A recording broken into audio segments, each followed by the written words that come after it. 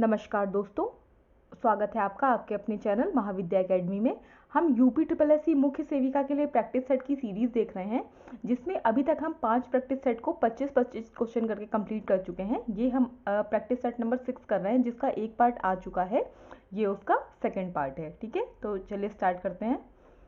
Question number 1 है आपका आज का।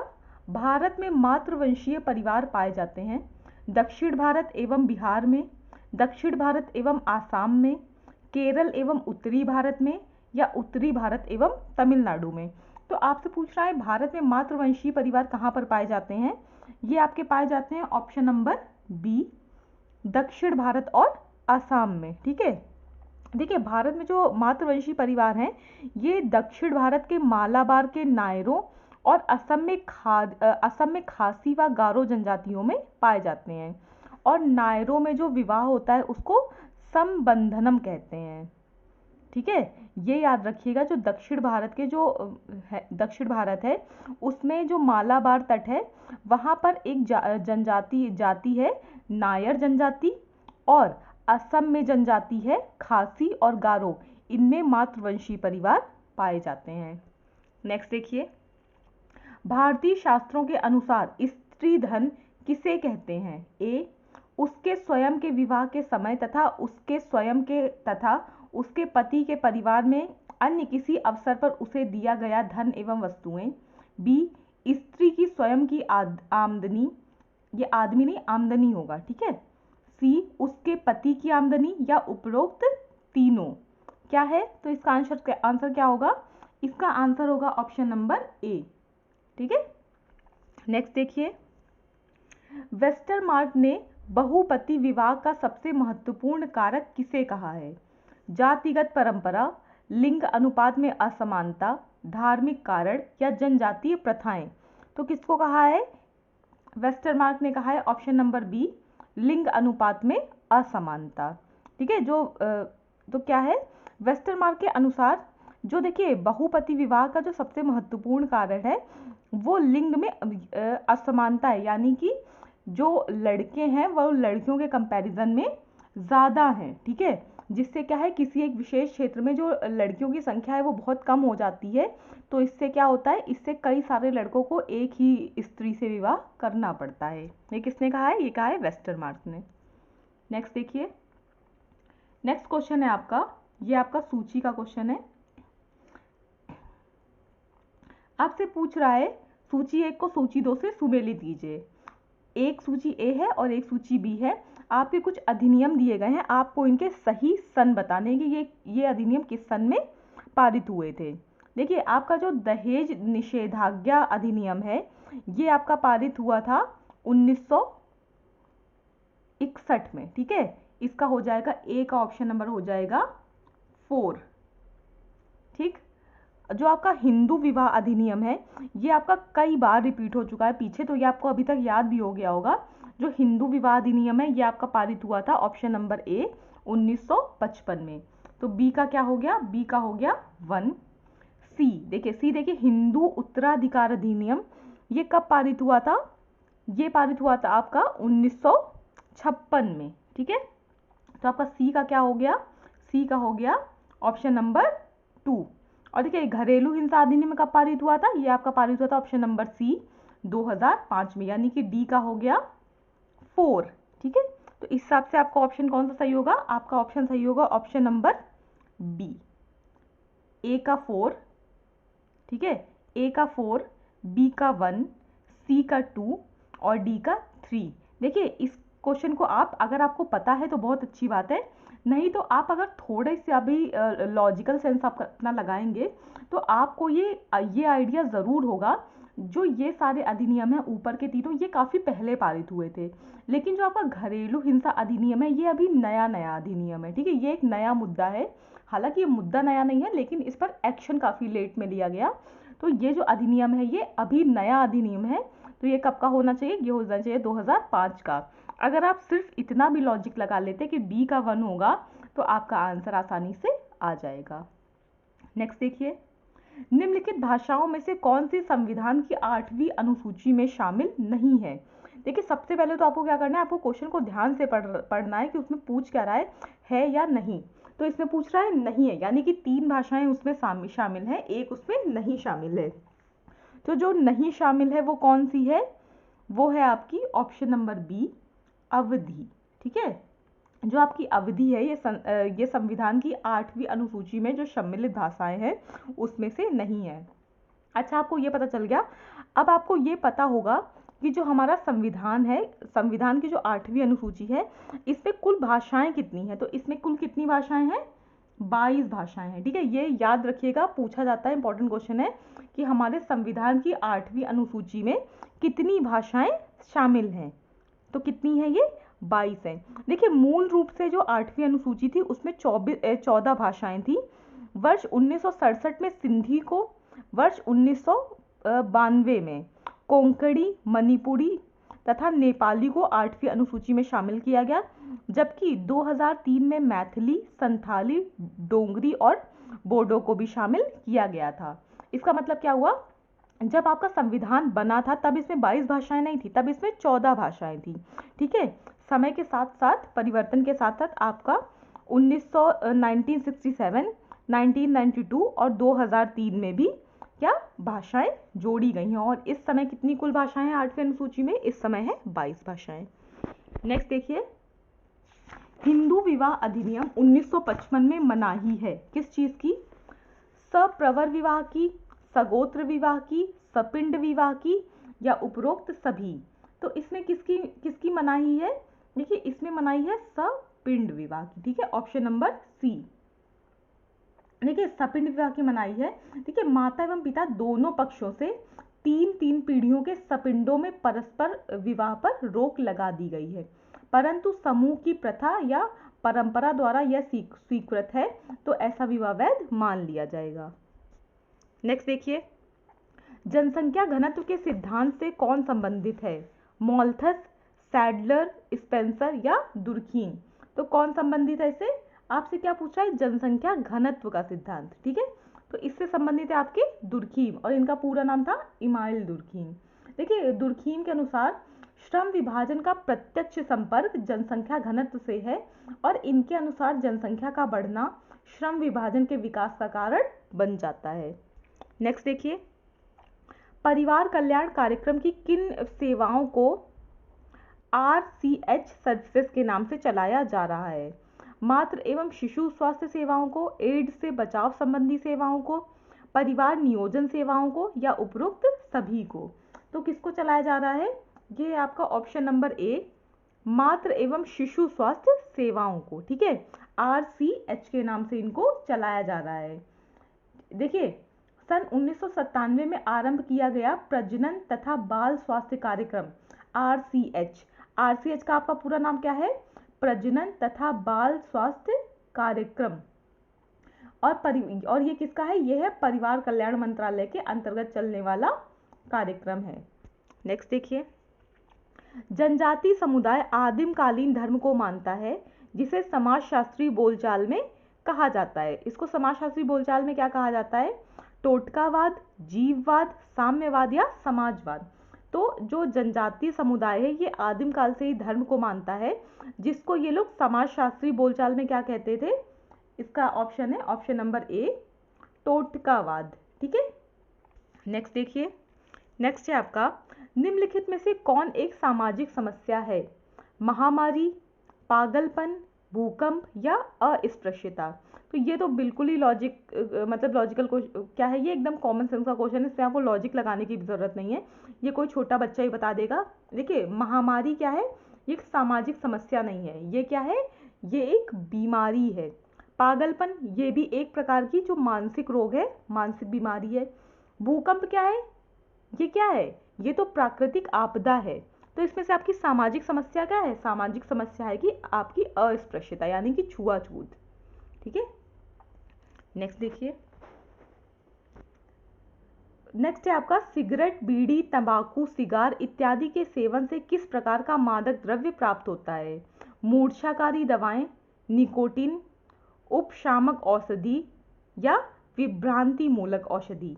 तो क्या प्राप्त होता है इनसे, इनमें से कौन सा मादक द्रव्य प्राप्त होता है, इसमें प्राप्त होता है आपका ऑप्शन नंबर बी, निकोटीन, ठीक है। ये भी आपने इन सब चीज़ों के ऐड देखे होंगे अगर मादक पदार्थों के, जैसे कि आपका तंबाकू, पान मसाला, बीड़ी, सिगरेट, इन सब के, तो इन सब में क्या रहता है, निकोटीन रहता है, आपने एड्स वगैरह में सुना होगा। नेक्स्ट देखिए, नेक्स्ट क्वेश्चन है आपका, नशा मुक्ति केंद्र निम्नलिखित में से कौन सी सुविधाएं प्रदान करते हैं? परामर्श, मेडिकल सहायता, यौगिक आसन या उपरोक्त सभी। तो देखिए जो आपके नशा मुक्ति केंद्र है ना, ये एक व्यक्ति को नशे की लत से बाहर निकालने के लिए परामर्श, यौगिक आसन और मेडिकल सहायता, इन सभी चीज़ों का सहारा लेते हैं। तो इसका ऑप्शन हो जाएगा ऑप्शन नंबर डी।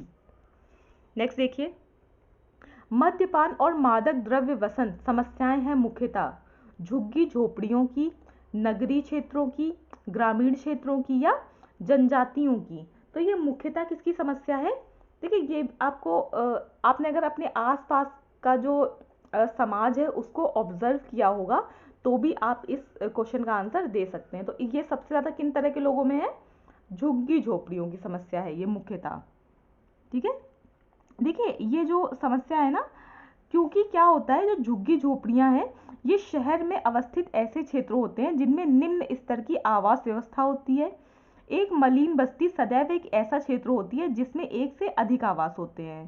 देखिए इन इस तरह के लोगों के पास ना बहुत अधिक मनोरंजन के या इनकी जो सामाजिक आर्थिक स्थिति है ये बहुत ही निम्न होती है। तो ये अपने आप को कई समस्याओं से को भुलाने के लिए या मतलब इनकी जो संगति होती है ये बहुत बार गलत संगति में पड़ के भी या इनको ऐसा माहौल मिला होता है कि उस तरह की चीज़ों से इनमें जो मद्यपान और द्रव्य व्यसन की जो आदतें हैं ये सबसे ज़्यादा पाई जाती हैं। नेक्स्ट देखिए, सामाजिक परिवर्तन की प्रक्रिया जिसके लिए व्यक्तियों के सकारात्मक मूल्य होते हैं उन्हें कहते हैं क्या?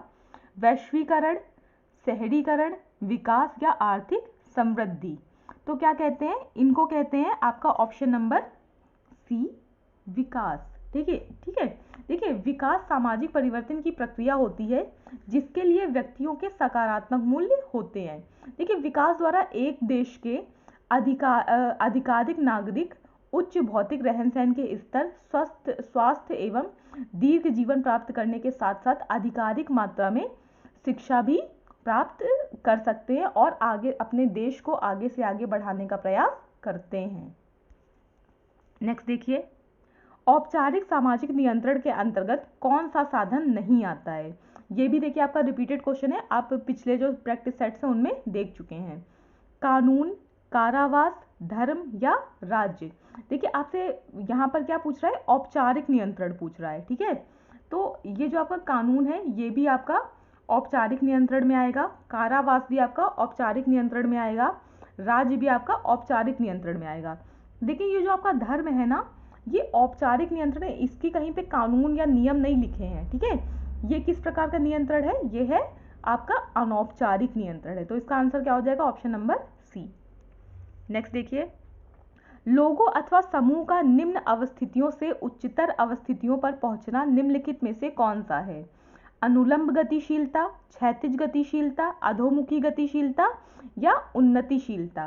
कौन सा है ये? ये है आपका ऑप्शन नंबर डी, उन्नतिशीलता। देखिए अगर भाई निचले तबके के जो लोग हैं वो मेहनत करके बहुत ज़्यादा हार्डवर्क करके अगर धीरे धीरे ऊंचे स्तर पर जाने लगेंगे तो इसको क्या कहा जाएगा? उन्नति तो कहा जाएगा। तो इस तरह की जो अवस्थिति है उसको क्या कहेंगे? उन्नतिशीलता कहेंगे। नेक्स्ट देखिए, नेक्स्ट है आपका माहवारी का स्थायी रूप से बंद होना क्या कहलाता है? अमीनेरिया, मेनोपॉज, अलीगोमिनोरिया या हाइपोमिनोरिया। तो ये भी बहुत कॉमन चीज़ है, ये भी आप सबको पता ही होगा, आपने कहीं ना कहीं पे पढ़ा सुना ज़रूर, अगर आप ठीक से न्यूज़पेपर भी पढ़ते हैं तो आपने ये पढ़ा होगा, ठीक है। तो इसका आंसर क्या है? इसका आपका आंसर है मेनोपॉज। नेक्स्ट है आपका देर वयस्कता के दौरान घटते सामाजिक संपर्क के दो मुख्य दृष्टिकोण हैं, ठीक है। तो वो दो मुख्य दृष्टिकोण कौन से हैं? डिसएंगेजमेंट सिद्धांत, टेलीओलॉजी सिद्धांत, टेलीओलॉजी सिद्धांत, एक्टिविटी सिद्धांत या सोशियो बायोलॉजिकल सिद्धांत। तो वो दो सिद्धांत आपसे पूछ रहा है कौन से हैं? तो ये है आपके, देखिए इसका जो देर वयस्कता का जो के दौरान घटते जो सामाजिक संपर्क हैं, इसका जो सिद्धांत है ये है, एक आपका है डिसएंगेजमेंट सिद्धांत, और कौन सा है, और है आपका ऑप्शन नंबर सी एक्टिविटी सिद्धांत। ठीक है, ये दोनों, तो ये दोनों किस में है, ये है आपके ऑप्शन नंबर बी में, ए और सी। ठीक है, चलिए नेक्स्ट देखिए, नेक्स्ट क्वेश्चन है आपका, नेक्स्ट क्वेश्चन है पैक्टिन पाया जाता है केले में, अमरूद में, गेहूं में या अंडे में। तो पैक्टिन किस में पाया जाता है, पैक्टिन पाया जाता है आपका ऑप्शन नंबर बी अमरूद में। ठीक है, देखिए पैक्टिन जो है सामान्यतः नींबू प्रजातीय फलों जैसे कि अमरूद, सेब, गूसबेरी आदि में पाया जाने वाला एक पॉलीसैकेराइड यानी कि स्टार्च है, जो इन फलों के कोशिका भित्तियों में पाया जाता है और ये पानी में घुलनशील है। ठीक है, और देखिए इसका जो मुख्य प्रयोग है वो किस में किया जाता है, जैम या जेली टाइप की चीजें बनाने में इसका प्रयोग किया जाता है। नेक्स्ट देखिए, नेक्स्ट है आपका दही का खट्टापन किस जीवाणु के कारण होता है, लैक्टोबैसिलस के कारण, लैक्टोज के कारण, फ्रक्टोज के कारण या किण्वन के कारण। तो देखिए जो दही का खट्टापन है ये होता है आपका ऑप्शन नंबर ए लैक्टोबैसिलस नाम के जीवाणु के कारण। ठीक है, और इनको क्या कहते हैं, इनको अच्छे बैक्टीरिया भी कहा जाता है। नेक्स्ट देखिए, गेहूं का चोकर उसकी किस स्तर में होता है, इपिडर्मिस में, एंडोस्पर्म में, एम्ब्रियो में या पेरिकॉर्प में। गेहूं का चोकर उसकी किस स्तर में होता है, तो ये होता है आपका ऑप्शन नंबर डी पेरिकॉर्प में। ठीक है, देखिए अनाजों का जो बाहरी आवरण या उसकी आवरण होता है वो क्या कहलाता है, उसकी भूसी या ब्रैन कहलाता है। देखिए गेहूं का चोकर उसकी पेरिकॉर्प स्तर में पाया जाता है, यह संपूर्ण अनाज के भाग का 2.5% होता है। आपसे ये भी क्वेश्चन पूछा जा सकता है कि जो अनाज की जो भूसी होती है वो अनाज के कुल भार का कितने परसेंट होती है, तो ये अनाज के कुल भार का होती है 2.5%। नेक्स्ट देखिए, FSSAI का पूरा नाम क्या है। ठीक है, आपको 4 ऑप्शन दिए गए हैं, आपसे पूछा है कि इसका पूरा नाम क्या है, तो आपका ऑप्शन ए है food standard and security association of India, B food standard and security association of India, food safety and standard authority of India या food standard society and authority of India. तो कौन सा है इसमें से, इसमें है आपका option number C food safety and standard authority of India, FSSAI। और ये क्या है, ये भारत सरकार के खाद्य मंत्रालय की एक एजेंसी है। ये भी ज़रूर याद रखिएगा, जो FSSAI है आपका food safety and standard authority of India, ये भारत सरकार के खाद्य मंत्रालय की एक एजेंसी है।